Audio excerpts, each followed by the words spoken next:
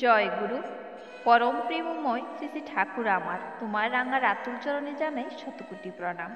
জগৎজননী লক্ষ্মী স্বরূপিণী শ্রী শ্রী বর্মা রাঙার আতুল চরণে জানাই আমার শতকোটি প্রণাম। পরম পূজ্য পাদ শ্রী শ্রী বদ্দার রাঙার আতুল চরণে জানাই আমার শতকোটি প্রণাম। আজ ইষ্ট প্রসঙ্গে যে বিষয়টি আপনাদের সঙ্গে শেয়ার করব সেটি হলো, ঠাকুর বললেন শরণাগত হও, তাহলে ঈশ্বর দর্শন পাবে। শরণাগত হও কথার মানেটা কি? কি বললেন শ্রী শ্রী ঠাকুর?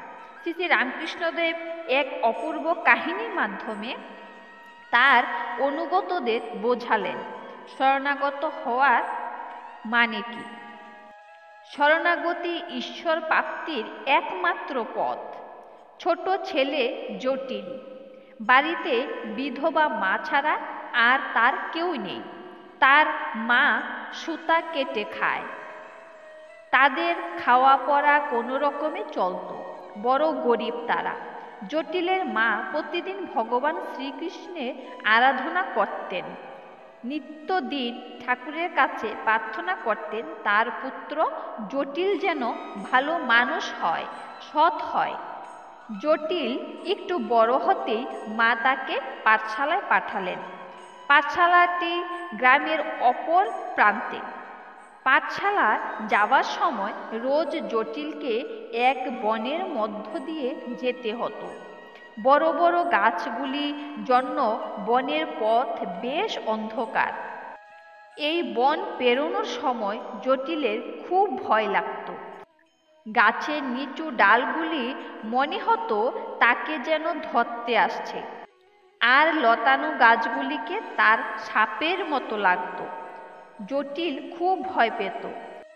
পাঠশালা যাওয়ার পথে জটিল ভাবত তার সঙ্গে কেউ একজন থাকলে সে তার সঙ্গে কথা বলতে বলতে দিব্য এই বন পেরিয়ে যেতে পারত। কিন্তু মা ছাড়া তো তার আর কেউ নেই, আর মা তো তার কাজে ব্যস্ত। অগত্যা সেই দুরু দুরু বুকে সেই বনে ঢুকত আর দৌড়ে যত দ্রুত সম্ভব সেই বন অতিক্রম করার চেষ্টা করত। পাঠশালা তার বেশ ভালো লাগত। সেখানে গুরুমশাই কত কিছু শেখাতো, আর সেখানে অন্যান্য ছেলেদের সঙ্গে সেই কত খেলাধুলা করে, মজা করে। আবার পাঠশালা শেষ হতেই তার বুক কাঁপত। এবার তাকে ফিরতে হবে ওই গভীর বনের মধ্য দিয়ে। এখন তো আরও ভয়, কারণ সন্ধ্যা এসেছে ঘনিয়ে। ভয়ে জটিল রুদ্ধ শ্বাসে দৌড়ে সেই বন পার করে বাড়িতে এসে ঢোকে।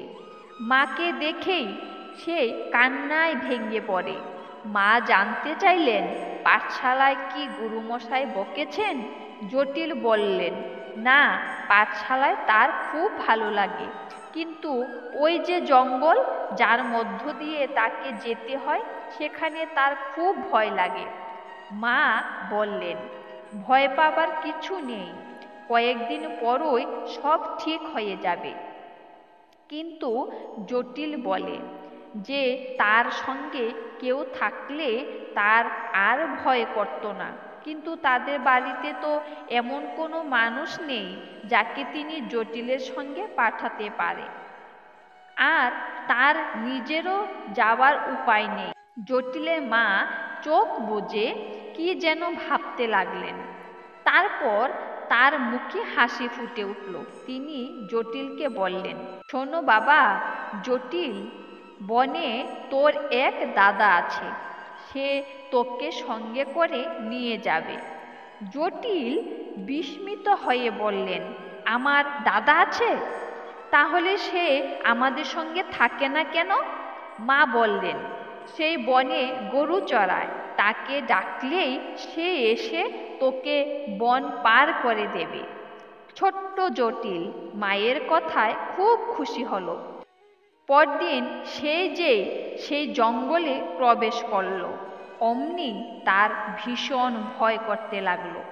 সে জোরে জোরে মধুসূদন দাদা, মধুসূদন দাদা বলে ডাকতে লাগলো, কিন্তু মধুসূদন দাদার কোনো দেখা নেই। সে আবার আরো জোরে ডাকতে লাগলো, তুমি কোথায় মধুসূদন দাদা, তুমি কোথায়? আমার যে বড় ভয় করছে, এক্ষুনি তুমি আসো। তখন ওই জটিল দেখল বনের মধ্য থেকে এক অতি সুদর্শন পুরুষ তার দিকে এগিয়ে আসছে। এসে বললেন, আমি মধুসূদন দাদা। জটিলের আর ভয় করে না, কারণ এখন তার সাথে মধুসূদন দাদা আছে। জটিল এখন মাকে এসেও আর কোনো অনুযোগ করে না। মা একদিন তাকে জিজ্ঞেস করেছিলেন, জটিল, তোর আর ভয় করে না তো? জটিল বলল, ভয় কেন করবে মা, মধুসূদন দাদা আছে তো। তিনি আমায় প্রতিদিন হাত ধরে জঙ্গল পার করে দেন। মা মনে মনে হাসলেন আর শ্রীকৃষ্ণকে বললেন, ও তোমার শরণাগত, ওকে রক্ষা করো। একদিন গুরুমশাইয়ের মাতৃবিয়োগ হল। তিনি সকল ছাত্রদের জিজ্ঞাসা করলেন, কে কি দেবে তার মায়ের কাজে, সেটা যেন একটু জানিয়ে দেয়। সকল ছাত্র গুরুমশাইকে সামর্থ্য অনুযায়ী দেওয়ার প্রতিশ্রুতি দিল। জটিল বলল, সে মাকে জিজ্ঞাসা করে জানাবে। জটিল মাকে বললেই মা তাকে বললেন, আমাদের তো সামর্থ্য নেই কিছু দেবার। সেই দিন মন খুব খারাপ করে জটিল বনে ঢুকল। তার মুখ ভার দেখে মধুসূদন দাদা কারণ জানতে চাইলেন। জটিলের সব কথা শুনে মধুসূদন দাদা বললেন, শোন জটিল, তুই বলবি তুই শ্রাদ্ধের সমস্ত দই দিবি। তখন গুরুমশাইকে জটিল সেই কথা জানাতে তিনি খুব খুশি হলেন। নির্দিষ্ট কাজের দিনে অনেক দেরি হয়ে গেল, জটিলের আর দেখা নেই। অবশেষে অনেক দেরিতে সে এলো, হাতে ছোট্ট একটি ভার। তার হাতে দই দেখে গুরুমশাই রেগে আগুন। এইটুকু দই? গুরুমশাই বললেন, এইটুকু দই? জটিল বলল, মধুসূদন দাদা বলেছেন এতেই সবার কুলিয়ে যাবে। গুরুমশাই দইটা একটা পাত্রে ঢালতে বলে এবং জটিলকে প্রহার করতে লাগল। এমন সময় যে দই ঢালছিল সে এসে বলল, গুরুমশাই, দই যতই ঢালা হচ্ছে পাত্র ততই ভর্তি হয়ে যাচ্ছে। গুরুমশাই অবাক দৃষ্টিতে জটিলের দিকে তাকিয়ে তাকে বুকে জড়িয়ে ধরলেন। পণ্ডিত মশাই জানতে চাইলেন, এ দই জটিল কোথায় পেল? জটিল জানালো, এ দই দিয়েছেন তার মধুসূদন দাদা। পণ্ডিত মশাই জানতে চাইলেন, তোর দাদা আছে? কখনো তো শুনিনি। তিনি কোথায় থাকেন? জটিল জানালেন, তিনি ওই বনে থাকেন। পণ্ডিত মশাই বললেন, আমার দেখাতে পারবি? জটিল বলল, নিশ্চয়ই, নিশ্চয়ই দেখাবো। পণ্ডিত মশাই তার সঙ্গে সেই বনে গেলেন। বনে ঢুকেই জটিল মধুসূদন দাদা, মধুসূদন দাদা বলে ডাকতে লাগলো। মধুসূদন দাদা, তুমি কোথায়? তুমি কোথায়? এক্ষুনি এসো, এক্ষুনি এসো, এইরকম বলে ডাকতে লাগলো। সেই দিন মধুসূদন দাদা তার ডাকে সাড়া দিল না। পণ্ডিত মশাই তাকে মিথ্যুক বলে তিরস্কার করলেন। জটিল আরো জোরে, আরো জোরে ডাকতে লাগলো, মধুসূদন দাদা, মধুসূদন দাদা, তুমি কোথায়? এই বলে যখন জটিল ডাকল, তখন সহসা সমস্ত জঙ্গল সুমধুর বাঁশির আওয়াজে পূর্ণ হল। জটিল চিৎকার করে উঠল, ওই তো, ওই তো মধুসূদন দাদা আসছে, ওই তো আমার মধুসূদন দাদা। পণ্ডিত চারিদিকে তাকিয়ে কাউকে দেখতে পেলেন না।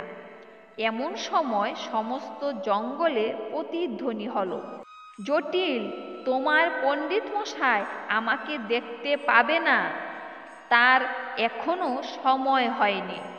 ভগবান কেবল শরণাগতকেই তার দর্শনে ধন্য করেন।